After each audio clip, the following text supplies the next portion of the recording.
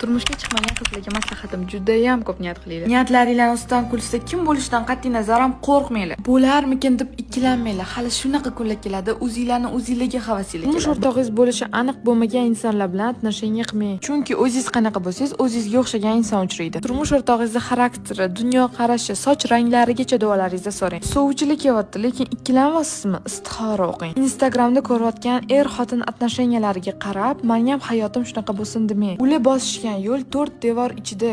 Siz o'zingiz uchun xayrli yo'l so'rang. Eng asosiysi o'qing, o'rganing, har narsani o'z vaqt soati bor. Turmushga chiqish arafasidagi qizlar uchun duo. Robbim nikohimni xayrli qilgin. Qadam bosgan xonadonimga barokat yomg'irini yog'dirgin. Yangi hayotimni rahmat ila davom ettirgin. Ko'z yoshlarimni faqat shukr uchun oqizgin. Kichkina xizmatlarimni ham ibodat darajasiga ko'tarib qo'ygin. Boshlanayotgan hayot yo'limni nuring ila yoritib qo'ygin. Men bilan turmush o'rtog'imni qalblarini shunchalik xotirjam qilib qo'yingki, boshqa hech bir inson yonida bu xotirjamlikni his qila olmasinlar. Podpiska bo'lib oling, chiroyli duo va niyatlar qilamiz. Menga podpisaning har bitta qizi niyatlari yorug'lik tezligida amalga oshsin.